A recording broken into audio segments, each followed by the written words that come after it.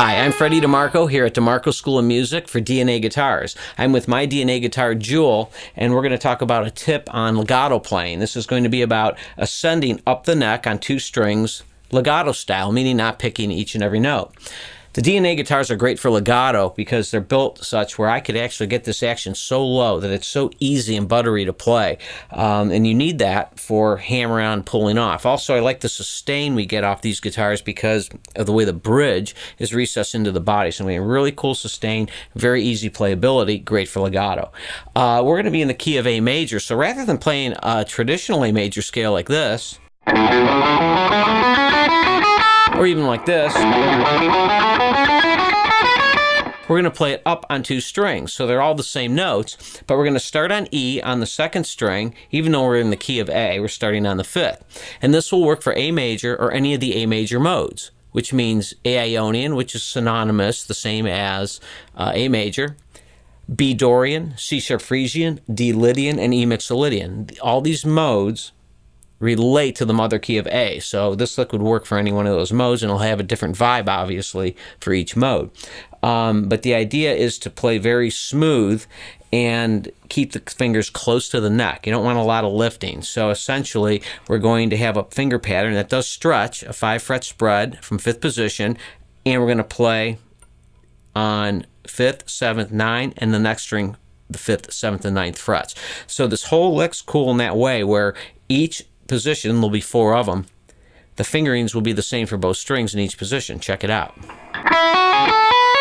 I then move up 2 frets to 7th position. I'm going to keep my second finger stretched. I'm not going to go 1, 3, 4 because I don't want to shift this shape if I don't have to. So anyways, the second form is going to be off 7th position. The next form moves up 2 frets, and it's in a normal spread. It's index, 2nd, and 4th finger on both strings. And then finally 1 fret up, and this pattern will be exactly the same as the first pattern with the stretch. So we get this. This is a great way to move from one position in the neck up higher. So if I had an A major lick like somewhere in here,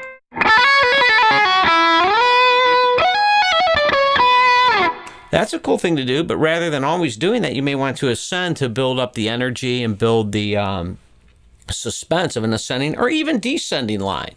The other thing I recommend is doing patterns with these. Don't just run them straight. So I might make a pattern. It could even be an odd note grouping, but I might do something like this.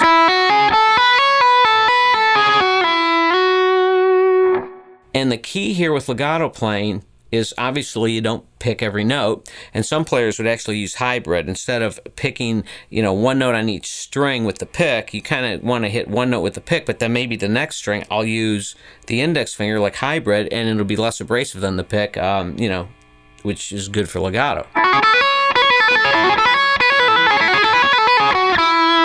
Either way, but as many hammer-ons and pull-offs as possible.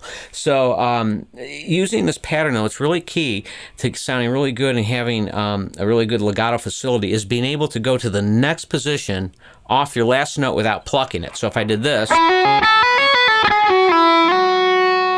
notice I'm sliding. This is setting off. This is setting off the next position.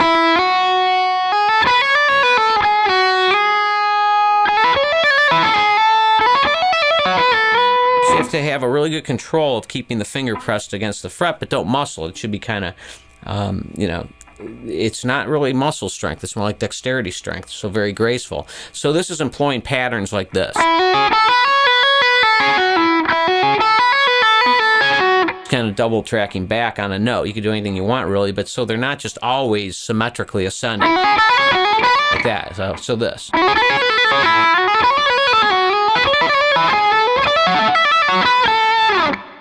Or something like this.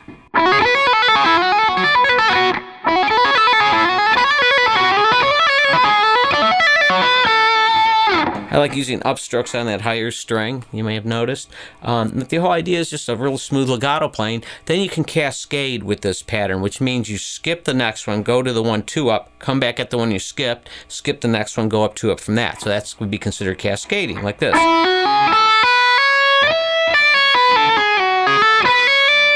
So notice how the last note of one position slides into the note of the next.